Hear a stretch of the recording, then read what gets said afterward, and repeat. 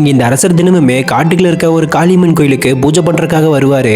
அந்த காட்டுக்குள்ளே வாழ்ற பழங்குடியினத்தை சேர்ந்த சின்ன பசங்க எல்லாரும் அந்த கோயிலுக்குள்ள போகணும்னு நினைப்பாங்க. ஆனா அந்த கோயிலுக்குள்ள போறதுக்கு ராஜ குடும்பத்தை சேர்ந்தவங்களுக்கு மட்டும்தான் அனுமதி இருக்கு. இப்படி இருக்க அந்த சின்ன பசங்க எல்லாரும் பூசாரி இல்லாத நேரமா பார்த்து கோயிலுக்குள்ள போறாங்க.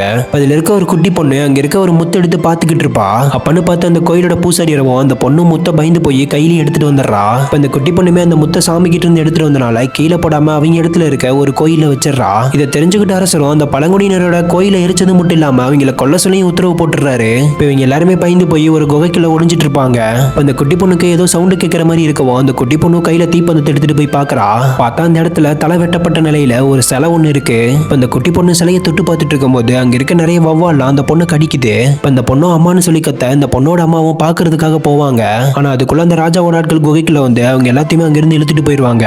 இப்ப கொஞ்ச நேரம் கழிச்சு அந்த குட்டி பொண்ணு மயக்க தெளிஞ்சு அவங்க இடத்துக்கு போய் பாப்பா. அந்த அரசரோட சேனாதிபதி இந்த குட்டி பொண்ணோட அம்மாவும் அப்பாவையும் கட்டி போட்டு வச்சிருப்பான். அந்த சேனாதிபதி அந்த குட்டி பொண்ணு கண்ணு முன்னாடியே அவங்க அப்பாவை கொலை பண்ணவும் அந்த பொண்ணும் அப்பான்னு கத்திட்டு போவா. இப்ப பின்னாடி இருந்து ஒருத்தன் ஒரு ஈட்டி எடுத்து அந்த குட்டி பொண்ணோட முதுகுலியை குத்திடுறான். அங்க இருக்க எல்லாரும் அந்த குட்டி பொண்ணு இறந்துச்சுன்னு நினைக்கும் போது அந்த குட்டி பொண்ணு ஈட்டியை கையில் எடுத்துட்டு மறுபடியும் எந்திரிச்சு நிக்கிறா.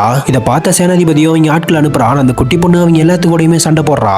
இதை பார்த்து அங்க இருக்க எல்லாருமே நம்மளை காப்பாத்திருக்கு அந்த அம்மன் தான் குட்டி பொண்ணு ரூபத்துல வந்திருக்குன்னு நினைப்பாங்க.